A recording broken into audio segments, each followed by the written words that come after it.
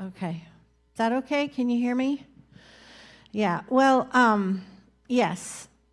It was a shock having a baby. I couldn't believe it. Actually, the whole baby thing was something that wasn't even in my head because, we were missionary. My parents were missionaries in Congo. We were traveling all the time. We were singing as a family everywhere. I never babysat. I think I babysat kids once in my life. So I hadn't a clue, not a clue. And when they told me I was pregnant, I'm like, what, me? I'm having a baby? No way. And I was terrified. I thought, I won't have a clue, and I didn't have a clue. Our Hannah says, he mentioned that Hannah's our oldest, she always says she was raised by kids. She says, you two hadn't a clue between you what you were doing. And we didn't. So having that first child, and he's right, and you don't ever need to try and describe it again because you know nothing. The pain was unbelievable, absolutely unbelievable. I thought I was going to die. I thought from head to toe I was finished. It was over. I'd never had such pain in my life. And yes, I did hate you at that moment. In fact, you guys know I've told you the story. My mom was a midwife in Congo, right? She's a midwife for 40-odd years. And that's going back way, a lot of years. And then they came in with this idea that men should be in the delivery room with women. You want to hear my mother? What? It's nothing to do with them. They've already done all the business, and they've caused the trouble. They don't need to be anywhere near it. What do you want men around you for? It's a woman's job. And so that's my mother, and so that was my thinking. And, he was there, bless his heart, trying to do something. I don't know what you were trying to do, but yes.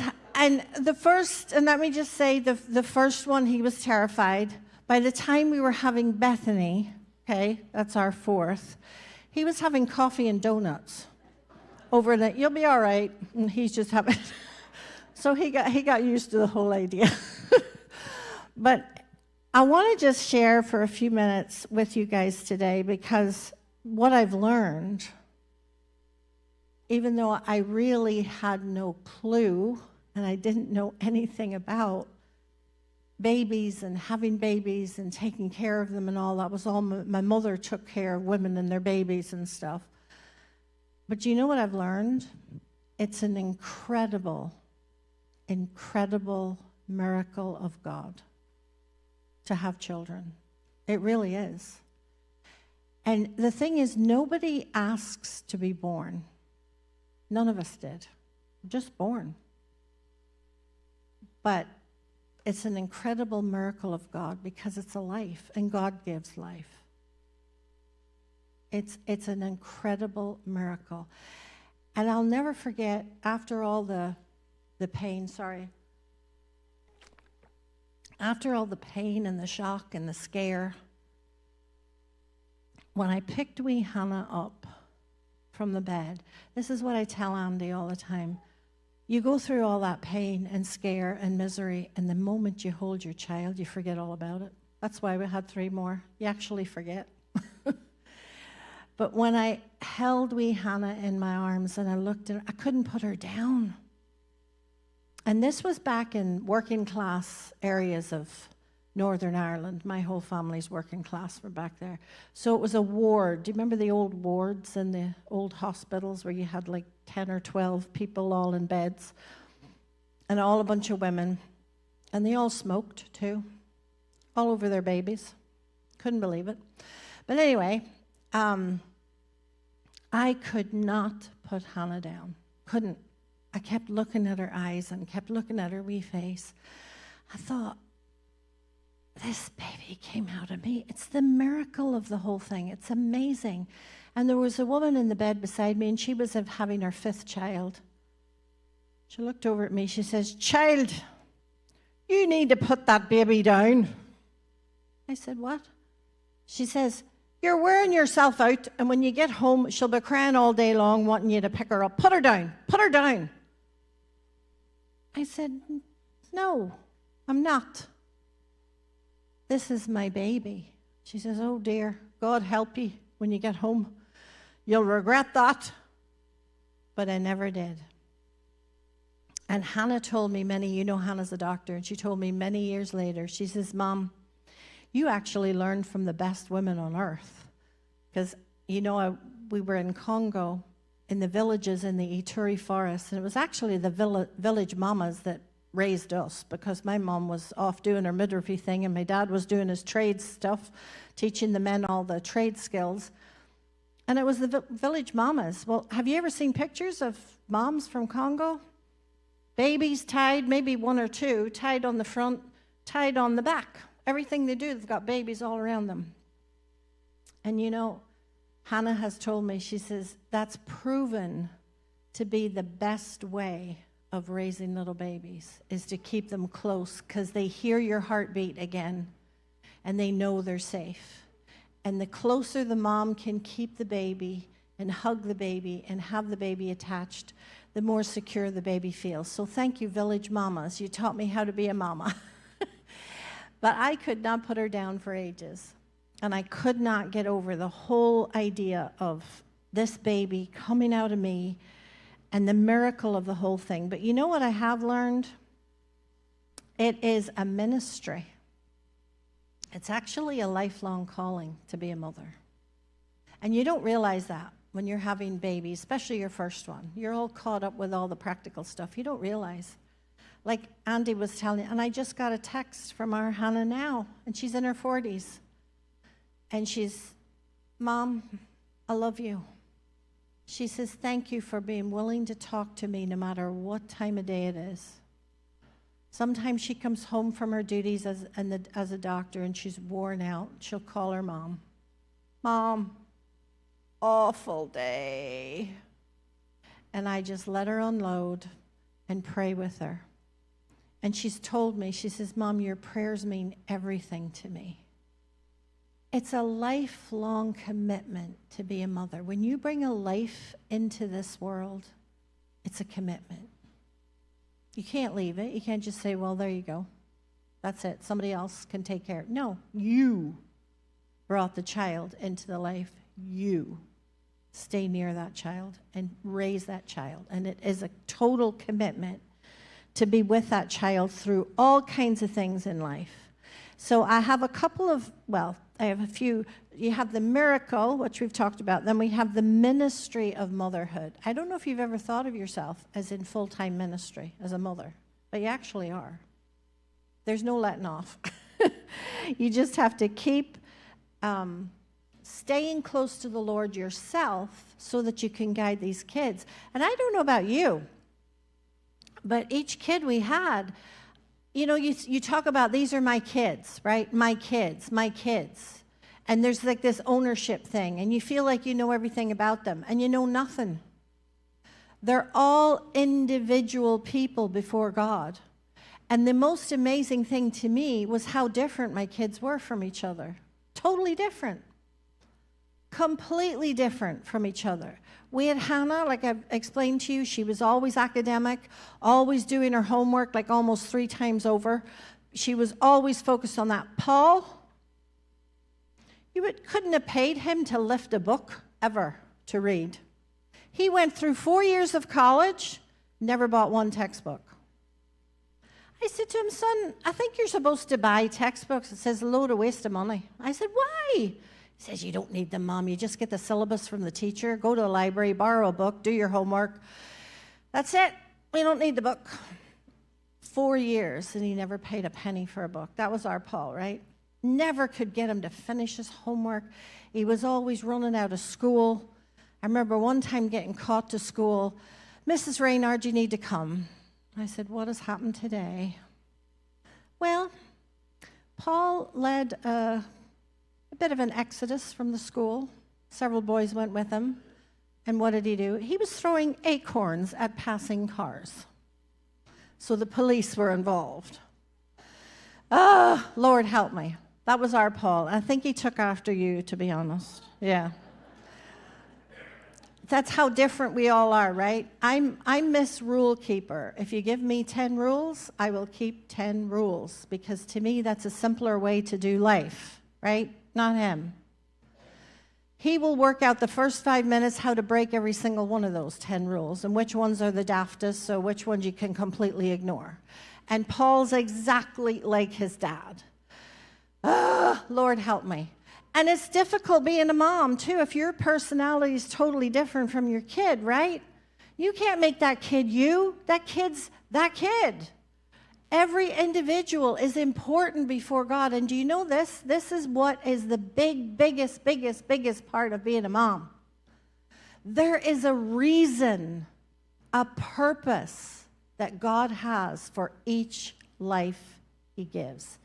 And we're responsible to lead that life forward and to grow that life. Not suppress it, not terrify it, not abuse it, not ignore it.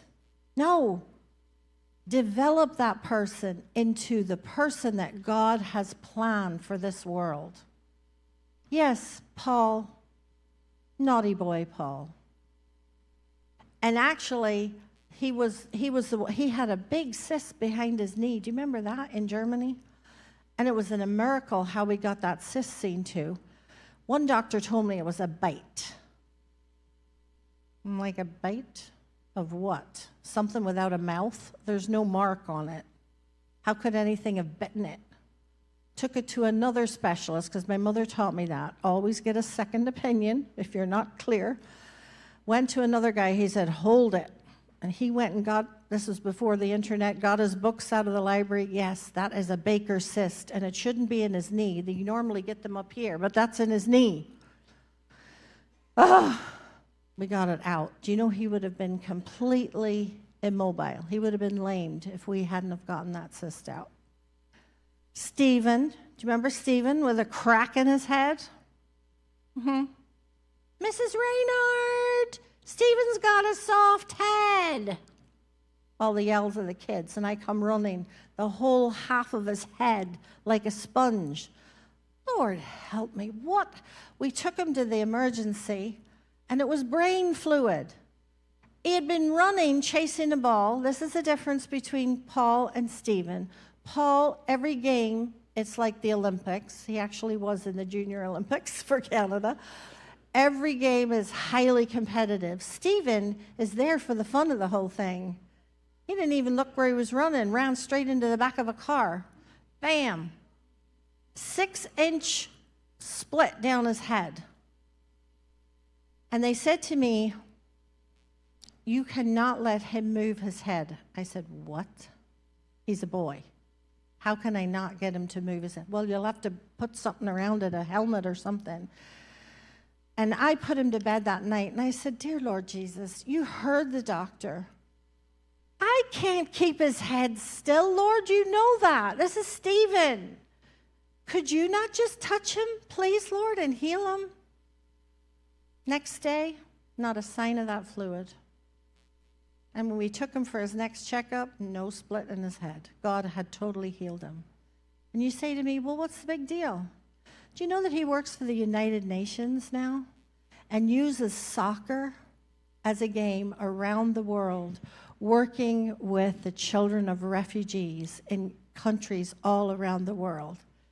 The Lord knew he needed his head fixed.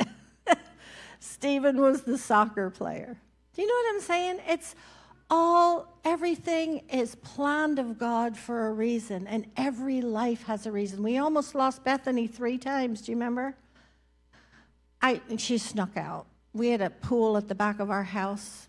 You're not allowed it. And winters in Canada were like winters here, right? So we had this big tarpaulin over, and nobody's allowed out. Don't go near the pool for most of the year, actually, in Canada. Of course, Bethany sneaks out. I didn't know she was out, because that's Bethany. She doesn't follow rules either. And then I'm hearing Paul out the back. Paul says, Mom, I'm just going out the backyard I forget what he was doing. Next thing I hear this commotion out. And I look out. He says, Mom, quick.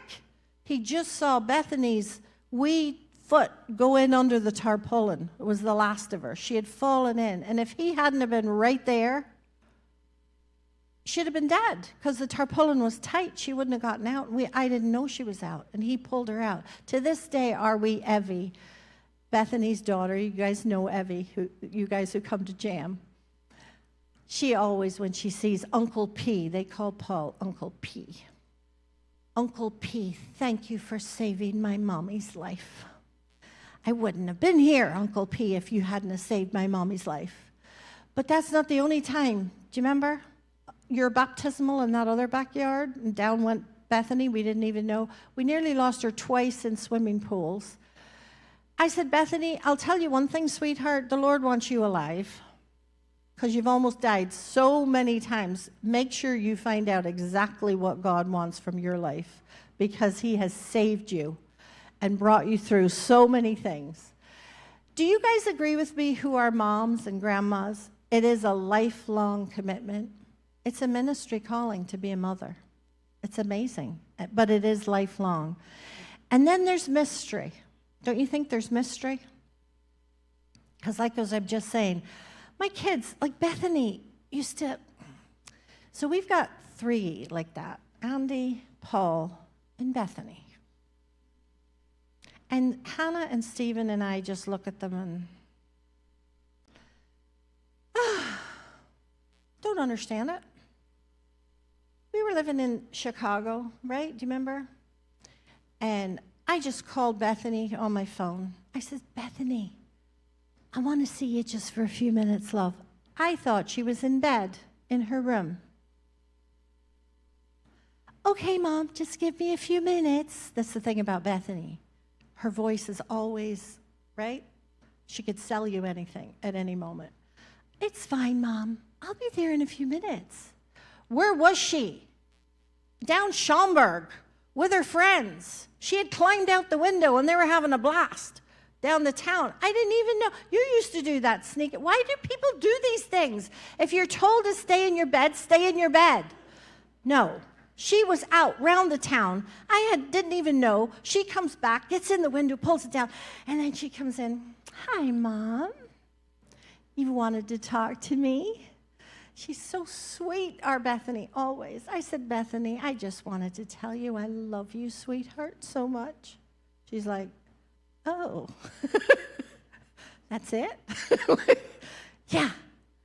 Now go to bed. Go to sleep. I'm sorry to disturb you. I hope I didn't waken you. She's like, no, you didn't. Okay. She used to do stuff like that, our Bethany. There were times I used to say to Andy, like, how do I work that child out? She would break rules like no idea, and yet she graduated with a master's degree in education from Belmont University in Nashville. She used to do exactly what she needed to do and no more. That was it. And she got through it all. But what a brilliant teacher. And I honestly think it's her spirit that made her a great teacher, because those kids couldn't get away with anything. She was there before them. And I'm not just making this up. The principal of the school she was teaching in for years had published the test results, and our Bethany's test results of her kids were the top in the school. She was brilliant as a teacher, but she always knew what the kids were up to, always. And again, you say to yourself, wow, so we went through all of that because God had this plan? I had no clue. So there's a mystery to being a parent. Do you agree with me? You don't have it all worked out. You don't know. You don't know why God has made this one that way, this one that way, this one that way. It's so amazing to see how God unfolds his plan. And I think the best gift we can give our children, God has given them life through us. We have no control over that part of it, except pushing them out. But raising them to be God-fearing people and to understand that God has a plan for their life is amazing. And then I want to say one more thing. So that's the mystery of motherhood. So have you got those 3 so far? The miracle of motherhood, the ministry of motherhood, and the mystery of motherhood. And the last one I want to share with you is this, that there's an eternal meaning to motherhood, an eternal one. Here's why. I've chatted with you about the personalities and all of that of our kids, but do you know the one thing that God has placed exactly the same in each one of us is an eternal soul. We don't do that as mothers. That's a God thing. And the thing about having an eternal soul is that so much that's happening in our lives is planned by God, directed by God, led by God, because he has an eternal reason for that happening. So, you know the way sometimes you pray and you don't see God answering exactly the way you asked him to do it, and you think, oh, God's not interested. No, stop, shut up. That's weird. Quit. God hears all our prayers. But he's answering according to his eternal purposes. Do you know that when we die, the moment we die, this world is gone, and we see the face of the Lord Jesus Christ? That's who we see.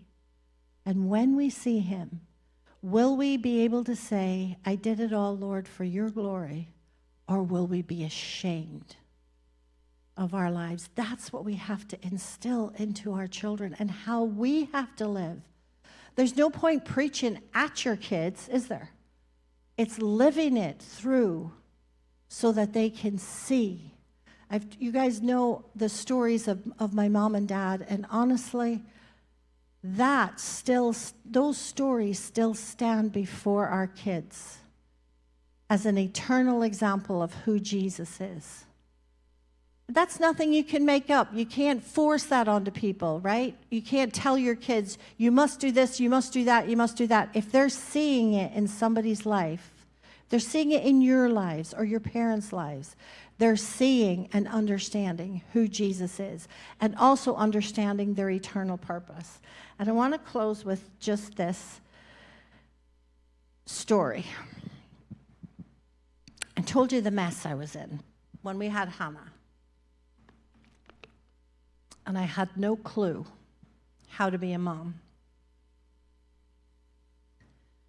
The week before I was delivering Hannah, my mom and dad announced to me that the Lord was leading them back to Congo. My mom was a midwife. I'm like, what? Mom, you can't. What do you mean you're going back to Congo? I'm just about to have a baby. The Lord will take care of you, love. Great. You have a midwife for a mom. You haven't a clue what you're doing, and she's gone just when you need her. And I remember getting on my knees before God, and I said, Lord, I'm angry at you. Why would you do this to me? You know I'm hopeless. You know I can't do this. Why would you take my mother, the one who could help me, and take her to Congo? Why? And the Lord gave me that verse, cast your care upon the Lord. And I read it out loud, and I read it about 10 times because I knew God was telling it to me. And I said, okay, here, take it. And I did that. I said, it's too heavy for me. My heart's broken. I don't know what you're doing or why you would do it to me. Do you know my mom and dad were just in time when they got to Congo? There was a woman dying, and she was a prostitute. And just before she died, my mother was able to take the baby out of her body and then pray with her, and she led her to Jesus. So my mother was able to save the wee baby's life, and through God's eternal mercy, see a woman's eternal soul saved. And then you say, yeah, but what about you? Well, before even this had happened, my brother, my oldest brother, who was all, if you've read my book, you know, I always leaned on my oldest brother. He was amazing to me. He said to his wife, they were in Congo, he said, Norma, we need to go home to Ireland. She says, why, Billy, what's happened? he says, Ruth's going to have a baby. And she says, Billy. Of course, okay, so she's going to have a baby. Lots of women have babies. What are you talking about? Why do we have to go? He says, Norma, our Ruth is going to have a baby. She hasn't a clue. I know this. We have got to go home and help her. So while the Lord took my mom and dad out for that mission project, the Lord was already bringing my brother and his wife, who is also a midwife, back to Ireland. And they were the ones that helped. And Norma, my sister-in-law, bless her heart, she even had to show me how. Back in the day, those diapers, it wasn't the fancy ones everybody has now. It was the wash ones, you know, you had to wash and clean and sterilize and all that. So she was teaching me all that stuff and how to put a diaper on and how to do this and how to do that. My sister-in-law taught me everything I needed to know. Bless her heart. Maybe she didn't like doing it, but the Lord asked her to do it, so she did it. But the Lord, you see what I'm saying? This is the amazing part of God's, you might say to yourself, why? Because that woman in Congo needed her soul saved. And our souls go forever. These bodies are done in a flash. And our souls are eternal. So God was dealing with an eternal problem, an eternal challenge, and at the same time answering my prayer. And just before I sit down, do you know what happened to me this morning? Just as I was coming into the service, I got a text on my phone.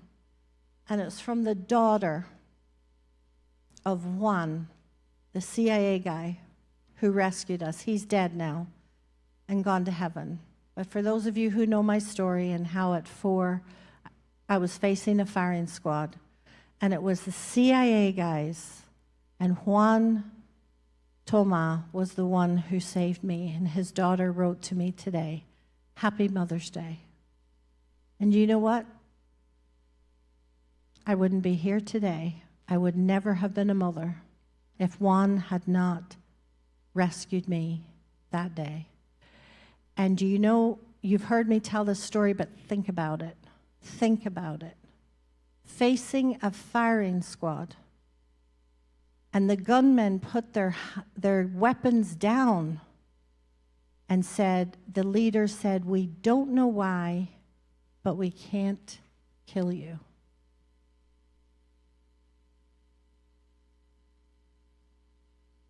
Don't tell me God's not in control. Don't tell me that God does not have an eternal reason for each one of our lives. If you're facing military weapons and a whole line of men ready to kill you, and they say, we don't know why we can't kill you, that's a God thing. I wouldn't be a mother.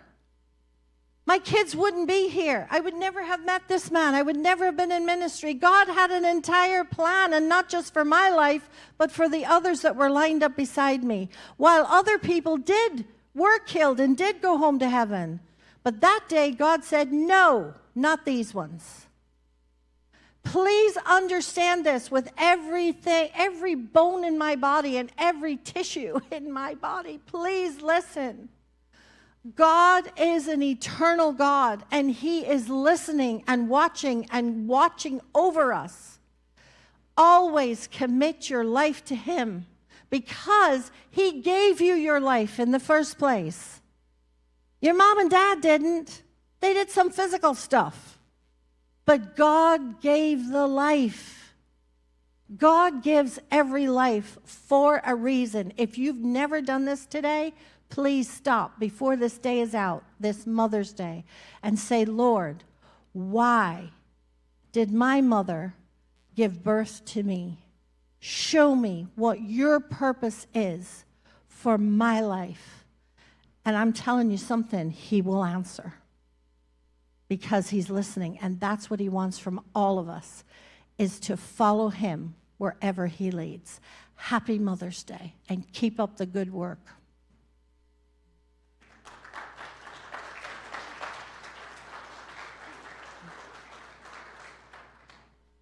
Oh, yeah, sorry. I think the praise team have to come up, right? Am I supposed to say that?